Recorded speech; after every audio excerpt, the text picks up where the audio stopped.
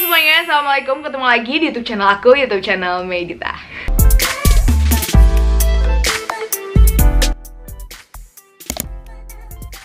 Di video kali ini agak berbeda karena hari ini aku gak akan review skincare atau tutorial atau video lainnya, tapi aku bakal bikin skincare 101. Dan yang pertama kali aku akan buatkan adalah mengenai cleanser.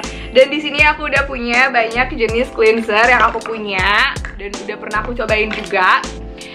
Kenapa sih aku harus bahas skincare-nya itu adalah cleanser dulu yang pertama kali? Karena menurut aku cleanser ini merupakan tahapan yang paling penting ketika kalian mau mulai nyoba-nyoba skincarean gitu. Jadi sebelum kalian nyobain produk lain, kalian harus coba cleanser dulu karena menurut aku itu hal yang paling basic yang harus kalian tahu dulu. Tapi sebelumnya aku mau ngeklaim bahwa aku itu bukan skincare expert. Jadi apa yang aku tahu sekarang ini merupakan hasil research aku aja berdasarkan literatur dan sumber-sumber lain di internet dan juga hasil uji coba aku ke kulit aku sendiri. So sebelumnya aku mau mohon maaf dulu kalau misalkan nanti ada salah-salah kata atau kesalahan-kesalahan lainnya karena ya I'm not the expert. Oke, kita mulai bahas mengenai apa itu cleanser. Dari bahasanya aja, cleanser ya, fungsinya itu untuk pembersih, untuk membersihkan kulit kalian baik dari debu, kotoran, make up, atau keringat sekalipun gitu ya. Nah, cleanser ini tuh banyak banget jenisnya. Mungkin kalian yang pemula atau kalian yang baru mau coba mulai pakai skincare, kalian bingung apa aja sih yang harus pertama kali aku gunakan atau skincare mana sih yang sebenarnya harus gunakan. Ini juga berlaku buat kamu cowok ya, enggak cuma cewek aja. Karena banyak juga geng-geng cowok yang nanya aku harus pakai pencuci muka apa, ini itu juga sama. Sebenarnya menurut aku skincare itu cowok maupun cewek itu gak ada bedanya. Jadi skincare has no gender. Jadi kalian kalau misalkan cewek pakai skincare cowok juga it's fine, cowok juga pakai skincare cewek juga nggak apa-apa. Oke, aku mulai dulu mengenai hukum double cleanser. Jadi sebenarnya penting banget buat kita itu melakukan double cleanser ya untuk mencuci muka. Apa itu double cleanser? Jadi double cleanser itu biasanya kan kita itu nyuci muka ya udah nyuci muka aja gitu pakai air wudhu gitu ya, biar syahdu gitu. Enggak. Tapi double cleanser itu adalah sebuah metode mencuci muka atau membersihkan wajah secara double atau dua kali prosesnya.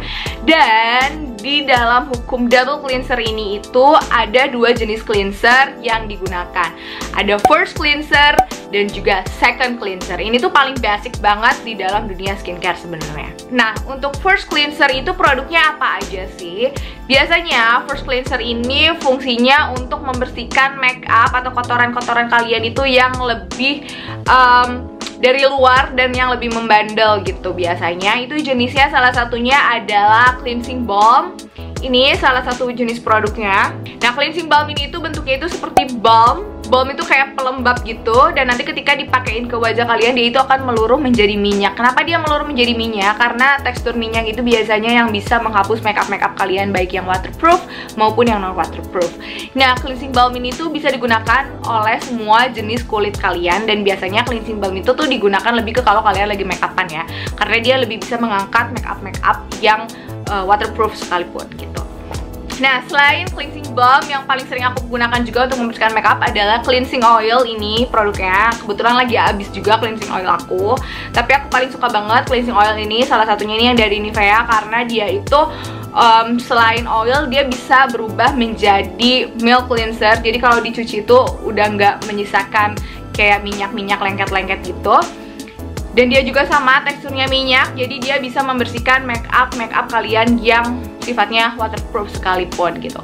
Jadi cleansing balm dan cleansing oil itu memang diperuntukkan untuk kalian yang menggunakan make up yang cukup tebal, atau misalkan kalian yang emang suka pakai kayak maskara waterproof atau make up yang memang waterproof yang tidak bisa dibersihkan oleh air. Nah, selain itu kita masuk ke yang sifatnya lebih cair, yaitu salah satunya adalah micellar water. Nah, ini micellar water itu dia itu adalah cairan yang berbentuk air yang bisa mengangkat makeup kalian gitu. Produk ini tuh udah umum banget digunakan sebagai first cleanser kalian. Dia tuh meskipun air bentuknya kayak air putih, tapi dia bisa sangat mengangkat makeup atau kotoran-kotoran di wajah kalian.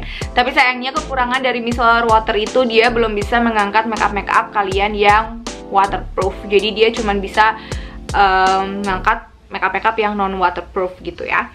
Nah, solusinya adalah ketika kalian misalkan nggak punya cleansing balm atau nggak punya cleansing oil, nah kalian bisa juga menggunakan makeup remover yang kayak gini. Yang ini namanya Eye Makeup and Lip ya, Eye and Lip Makeup Remover. Jadi ini fungsinya untuk membersihkan makeup kalian juga. Jadi kalau misalkan micellar water itu dia lebih ke air aja gitu isinya. Tapi biasanya kalau makeup remover gini tuh dia ada dua. Jadi dia percampuran dari oil dan juga air gitu.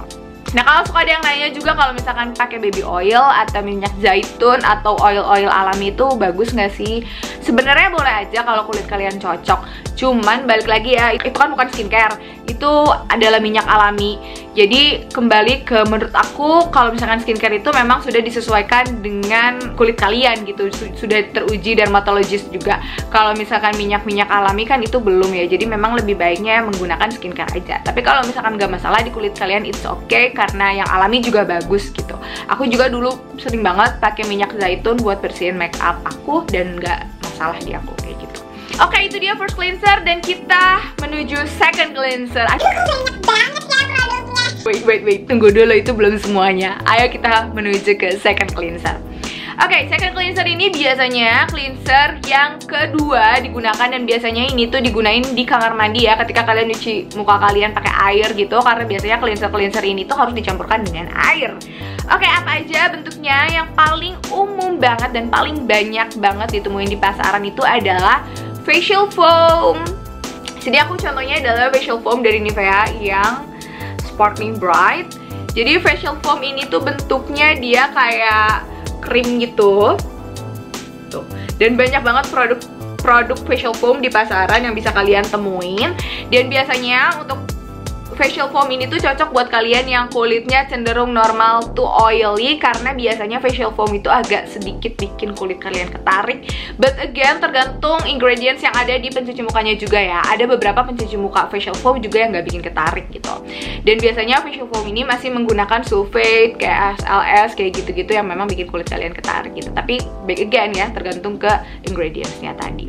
Nah, untuk produk yang keduanya itu adalah gel cleanser. Ini salah satu contohnya. Gel cleanser itu dia bentuknya gel, jadi biasanya cenderung lebih bening. Dan yang aku suka dari gel cleanser itu dia biasanya pH-nya tuh lebih rendah dan mengikuti pH di kulit kita. Jadi dia ini bisa menjaga keseimbangan pH kulit kita dan cenderung enggak bikin muka kita ketarik seperti facial foam. Nah, tapi back again ya, kembali ke kandungan atau ingredients yang ada di brand masing-masing, karena setiap brand skincare itu tentunya kandungannya beda-beda. Jadi bisa jadi meskipun dia gel cleanser tapi dia tetap bikin kering. Produk ini tuh lebih cocok buat kalian yang kulitnya normal to dry. Oke, untuk produk selanjutnya ini tuh yang lagi hits banget ya, dan pertama kali dipopulerin di Jepang, yaitu Whip Foam. Whip Foam itu adalah semacam cleanser juga, sama ya, second cleanser, tapi dia itu busanya banyak banget. Jadi istilahnya kalau di rankingin dari yang terbanyak busanya sampai yang nggak terbanyak busanya, jadi Whip Foam ini yang pertama paling banyak banget busanya, lalu facial foam, dan yang ketiga itu adalah gel cleanser gitu. Nah, kalau Whip Foam ini tuh memang dia ditujukannya emang untuk sebanyak itu busanya, karena memang tujuannya adalah busa yang banyak itu tuh untuk menghalangi kulit tangan kita menyentuh kulit muka kita, jadi agar tidak terjadi iritasi saat cuci muka gitu. Dan salah satu produk yang populer banget di Jepang itu adalah Senka, dan memang Whip Foam ini tuh pertama kali kayak dipopulerin bangetnya itu di Jepang. Jadi orang-orang Jepang tuh suka banget kayak cuci muka yang bentuknya kayak Whip Foam gitu, supaya muka mereka itu tetap terjaga dari gesekan kulit tangan dan juga kulit wajah gitu. Nah, Whip Foam sendiri di Indonesia masih jarang sebenarnya produknya, tapi sekarang udah mulai banyak banget. Ada contohnya ini, ada yang Senka, terus juga ada yang Nivea, juga satu lagi ini aku juga punya produk dari MS Glow. Ini juga menurut aku salah satu jenis Whip Foam. Sebenarnya dia itu bentuknya cair, lebih ke kayak gel, tapi karena dia ada pump seperti ini, dan ketika dikeluarin tuh yang keluar tuh cuman busa aja, jadi foam aja gitu. Jadi menurut aku ini produk ini tuh masuknya ke Whip Foam sih menurut aku, karena cuci mukanya tetap aja pakai busanya itu loh, pakai foamnya itu. Nah, lalu gimana sih cara memilih pencuci muka yang tepat dan Oke, yang pertama, first thing first, kalian harus tahu dulu kebutuhan muka kalian seperti apa. kalian harus tahu dulu jenis muka kalian seperti apa. Apakah jenis muka kalian berminyak, kering, atau bahkan kombinasi. Nah, kalau misalkan muka kalian berminyak, carilah pencuci muka yang dapat menghilangkan minyak kalian. Kalian bisa cari produk yang jenisnya facial foam tadi, atau juga gel cleanser juga. Kadang ada juga yang fungsinya untuk membersihkan minyak. Sebenarnya kalian lebih fokus ke baca lagi sih klaimnya. Kalau kalian belum bisa baca ingredients, kalian bisa mulai dulu aja dari baca klaimnya, apakah produk ini bisa menghilangkan minyak atau tidak gitu ya. Dan kalian wajib banget ngelakuin double cleanser. Nah, untuk first cleansernya sendiri aku saranin lebih baik kalian langsung beli yang oil aja, karena menurut aku jatuhnya akan lebih hemat. Karena kalau misalnya water itu, kalian gak akan bisa fully ngebersihin makeup kalian. Apalagi kalau kalian misalnya suka banget pakai maskara sama lip cream yang biasanya kan itu waterproof. Nah, terus yang kedua, kalau kalian beli micellar water itu tuh kayak pemborosan kapas juga, karena penggunaan micellar air itu tuh kan pakai kapas juga gitu loh. Nah, aku saranin sih kalian mending beli langsung cleansing balm sama cleansing oil. Meskipun sebenarnya harganya rata-rata di pasar tuh jauh lebih mahal cleansing balm sama cleansing oil dibandingkan micellar water. Tapi kalau misalkan kalian hitung dari pengeluaran yang kalian gunakan, karena cleansing oil tuh pakai sedikit aja tuh udah bersih banget, dan dia tuh nggak perlu kapas juga. Jadi menurut aku jatuhnya sebenarnya lebih hemat dan lebih bersih sih. Tapi untuk kalian yang memiliki permasalahan kulit yang cukup rumit, misalkan kalian sangat sensitif kulitnya atau kalian sangat mudah berjerawat, aku saranin kalian konsultasi aja ke dokter kulit supaya dokter kulit tersebut menyarankan produk apa yang sebaiknya kalian gunakan. Dan sebenarnya masih banyak banget sekarang jenis-jenis cleanser yang intinya sih fungsinya sama sih untuk membersihkan. Dan itu balik lagi ke kalian ya, mau pilih yang mana. Dan jangan lupa sebelum beli itu searching dulu reviewnya di YouTube, baca dulu di Google, jangan langsung beli-beli produknya. Karena menurut aku kadang kalau kita langsung beli-beli produknya, kita tuh nggak tahu gitu ini tuh sebenarnya cocok atau enggak. Jadinya tuh boros juga, pembuangan uang juga nggak sih. Dan jangan gampang terpengaruh sama influencer juga, karena setiap orang itu mukanya beda-beda. Jadi ya kembali lagi ke kebutuhan kalian masing-masing itu apa sebenarnya. Oke, itu dia penjelasan aku mengenai Cleanser 101.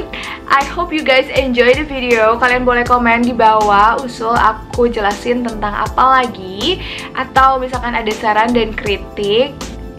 I will open for you guys to give me a lot of comments and critics. And yeah, thank you so much. Don't forget to like, subscribe, and comment. And I'll see you in my next video. Bye.